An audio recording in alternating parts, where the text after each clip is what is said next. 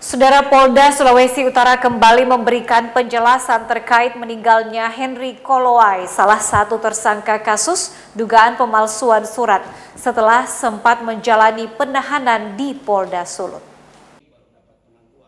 Kabid Humas Polda Sulawesi Utara AKBP Alamsyah Hasibuan menegaskan bahwa sebelumnya tersangka sudah beberapa kali menjalani perawatan di Rumah Sakit Bayangkara dan Siloam Manado. Namun karena kurangnya peralatan di rumah sakit, akhirnya HK dirujuk di Rumah Sakit Prof. Kando Manado. Ditegaskan juga bahwa tersangka dijadikan daftar pencarian orang atau DPO karena mangkir dari panggilan penyidik sebanyak 3 kali. Polda Sulawesi Utara pun membantah adanya isu intimidasi penyidik kepada tersangka karena selama ditahan pihak penyidik selalu berkoordinasi dengan keluarga ataupun kuasa hukum tersangka. Sementara itu, kuasa hukum keluarga Alan Kolowai, Chairul Oscar Johanis membantah pernyataan Kabid Humas Polda Sulut soal ketidakkooperatif almarhum Alan Kolowai. Karena pada saat pemanggilan klarifikasi pertama dan penambahan BAP, almarhum meski dalam kondisi sakit datang di ruang penyidik Harda untuk dimintai keterangan. Penangkapan. Namun setelah mencari dan tidak ditemukan, sehingga dibuatlah namanya DPO pada tanggal 17 Maret 2025 yang sudah didiskusikan atau dikirim ke seluruh jajaran. Ya.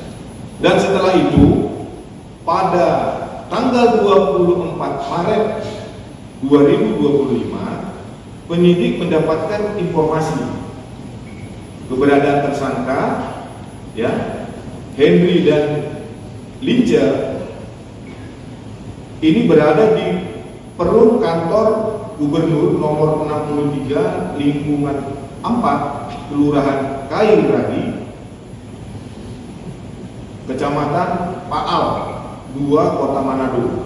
Jadi sebetulnya ini penahanan ini memang terjadi pada saat mereka itu dikatakan atau dijadikan tersangka.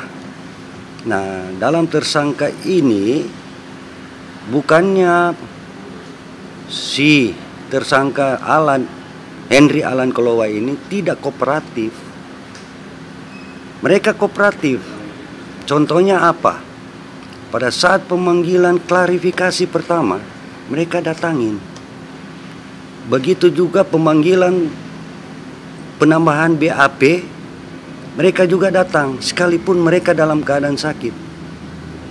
Nanti pada saat mereka sudah tidak ada hubungan dengan penyidik, dikarenakan mereka itu sementara fokus di dalam pengobatan di rumah sakit. Sehingga pada saat itu mereka artinya kesibukan mereka itu dengan berobat.